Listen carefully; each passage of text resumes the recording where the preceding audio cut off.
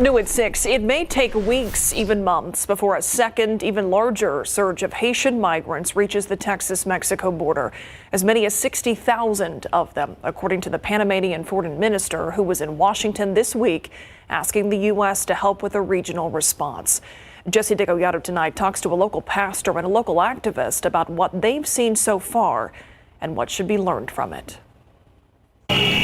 Not much has changed for the better in the Haitian capital or throughout much of the island nation.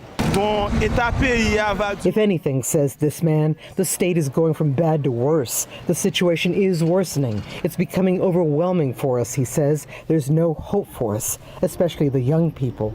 Last month's surge of mostly Haitians may have been a first, but it won't be the last. Up to 60,000 more are reported arriving in Panama to begin the trek northward, like these families did. It doesn't surprise me. I wish I would be surprised.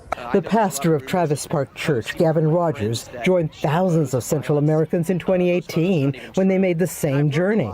Fleeing many of the same extreme conditions, refugees around the world are trying to escape.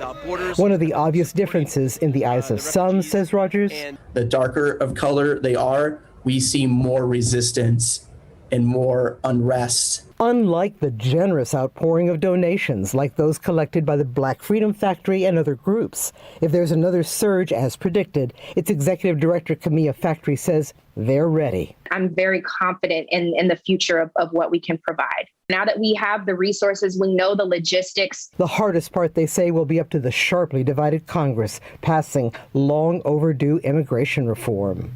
Immigration as it stands in the status quo of the United States is not sufficient or sustainable for the future of immigration. Jesse DeGollado, KSAT 12 News.